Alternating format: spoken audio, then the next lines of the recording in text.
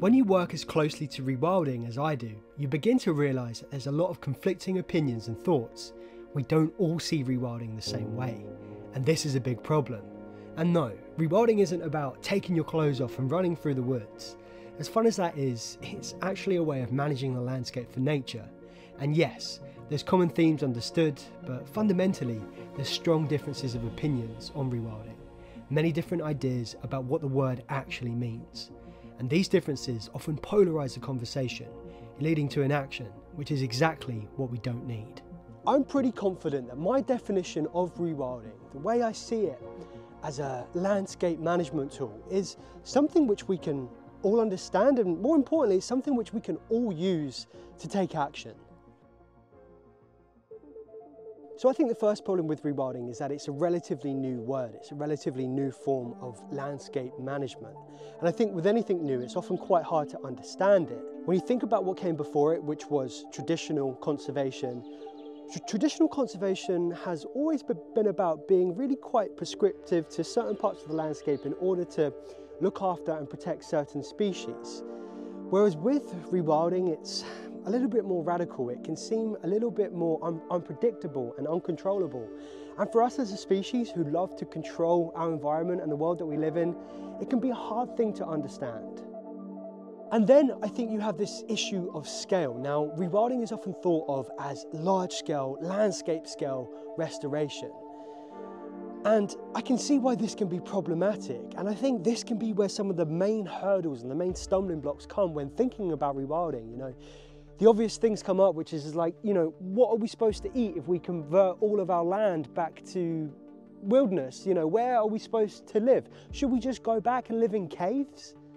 I personally one day would very much like to live in a tree house, but that's a personal preference, and not everyone will want that, nor do they have to. Another not very useful idea about rewilding is this idea of radical change.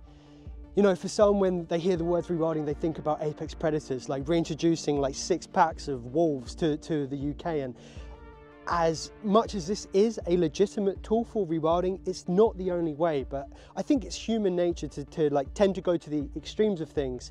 And the media does this too, so I don't think that has been particularly useful either. I'm from the UK, and I've learned rewilding to be a tremendously powerful word. It brings people together as much as it divides them. But there's a way of thinking, there's a way of looking at rewilding to minimise that divide.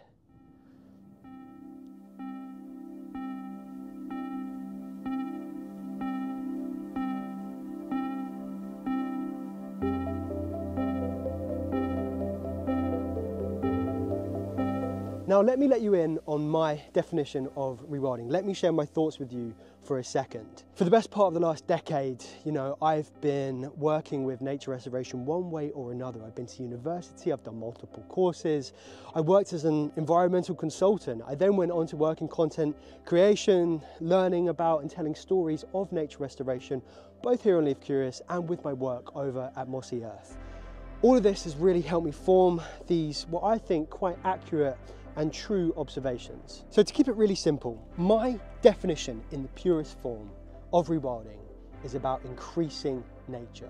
It's increasing biodiversity in whatever form. Now, this can mean allowing a patch of lawn to grow long with grasses. This can be about allowing a farm to naturally regenerate with whatever plants grow there. It can be about planting trees there. It can be about reintroducing missing keystone species like beavers, water voles, or even wolves. But then if you scale it back a bit, it can just be about going out in your garden and just letting the grass grow. It can be about digging a pond.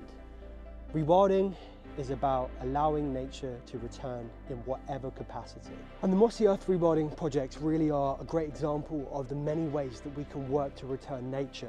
Sometimes it's about restoring a small river in Scotland by building fake beaver dams, or other times it's about acquiring large portions of land and working closely with the community to ensure the future of those habitats. We've seen this with the oyster project on the coast of Scotland and now in Ecuador. And I've been to cave cleanups in Croatia. I've seen water voles reintroduced in Cornwall, and there's just so many fun ways to work with nature, and Mossy Earth has shown me that. And what I've also learned about Mossy Earth is the importance of bringing people together to work towards a common goal, which is nature restoration. So if you're interested in becoming a member, I'll leave a link to this down in the comments. So in other words, when you think about rewilding in this way, you're applying a scale to it. You're seeing it as something which is scalable. And this is really important because it makes it accessible. It's not just something which happens off out in like open, wild spaces. It's something which can happen in our own gardens and in our own towns, in our schools, in our universities.